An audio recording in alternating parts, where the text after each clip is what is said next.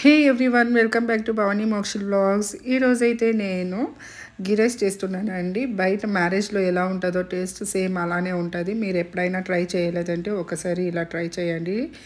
Because main ingredients ఇందులో పచ్చి కొబ్బరి, గసాలు అండ్ పాలు బాగా గ్రైండ్ చేసుకోవాలండి. ఇంకా రైస్ అయితే నేను ముందుగానే నానబెట్టుకున్నాను. ఇప్పుడైతే ఒక కడాయిలోకి కొద్దిగా ఆయిల్ వేసుకొని ఈ క్లోవ్స్, సినమన్ అండ్ ఇవన్నీ యాడ్ చేసుకోవాలండి. ఆనియన్స్, చిల్లీ వేసుకుంటున్నాను.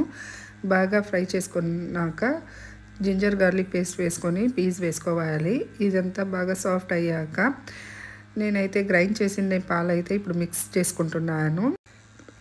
బేస్డ్ ఆన్ రైస్ వాటర్ అయితే యాడ్ చేసుకుంటున్నానండి. బాగా వాటర్ బాయిల్ అయ్యాక కొద్దిగా సాల్ట్ వేసుకోవాలి అండ్ రైస్ కూడా వేసుకుంటున్నాను.